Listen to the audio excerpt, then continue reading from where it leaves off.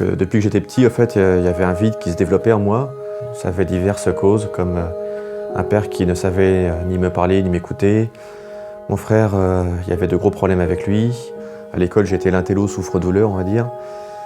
Et puis tout ça, ça me rendait très coléreux, manipulateur, distant. Et une fois que j'étais étudiant, j'ai voulu noyer cette peine dans l'alcool, la fête, en courant après les femmes.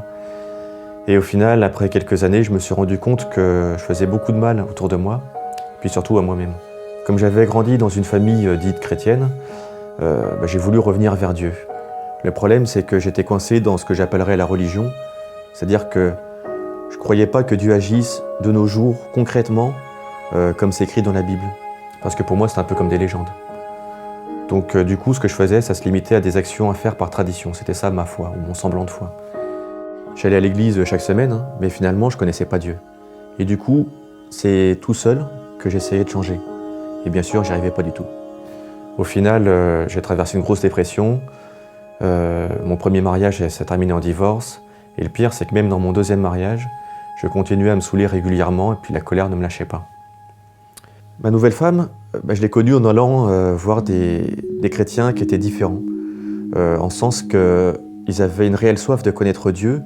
Et puis j'ai vu beaucoup de vies qui avaient été changées par lui. Ça m'intriguait beaucoup.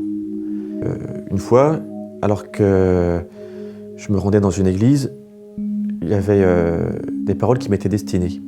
Ça faisait bizarre, mais en fait, c'est comme si Dieu me parlait directement.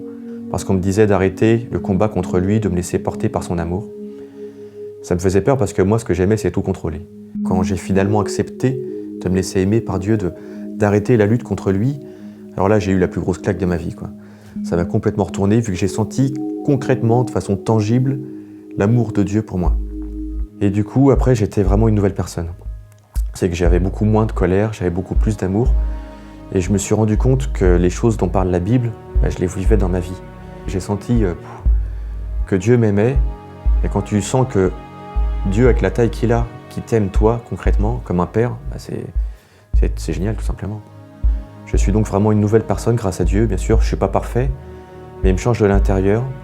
Et je m'appuie sur lui, ce qui fait qu'avant, là où j'aurais abandonné, maintenant je tiens.